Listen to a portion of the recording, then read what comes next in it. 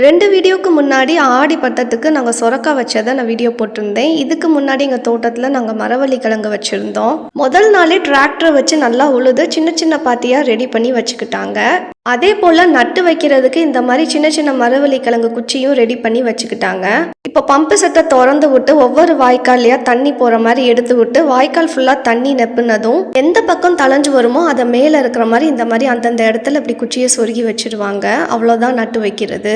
கிழங்கு குச்சி நல்லா செழுமையாக வளர்ந்து வர ஆரம்பிச்சிச்சு. ஆனால் 4-5 மாதத்துலேயே கத்தாழை பூச்சி வைக்க ஆரம்பிச்சிருச்சு. நாங்கள் எந்த கெமிக்கலையும் யூஸ் பண்ணலை. மழை பெஞ்சா தன்னால் போயிடும்னு சொன்னாங்க. ஆனால் அந்தளவுக்கு போகலை. 10 மாதம் கழிச்சு 30,000 ரூபாய்க்கு கான்ட்ராக்ட் பேசிஸில் கிழங்கு பிடுங்கிறதுக்கு விட்டுருந்தோம். கிழங்கு பிடுங்கி பார்த்ததுக்கப்புறம் அந்த அளவுக்கு பெருசாக இல்லை. அதனால ஃபைனல் ரேட்டு 10,000 ரூபா தான் பேசி முடிச்சாங்க. விவசாயத்தில் லாபத்தை விட நஷ்டம் தான் ஜாஸ்தி இருக்கும். அதனால லாபம் வந்தால் சந்தோஷப்பட்டுக்கணும், நஷ்டம் வந்தால் மனம் தளராமல் அடுத்த முயற்சியை செய்யணும்.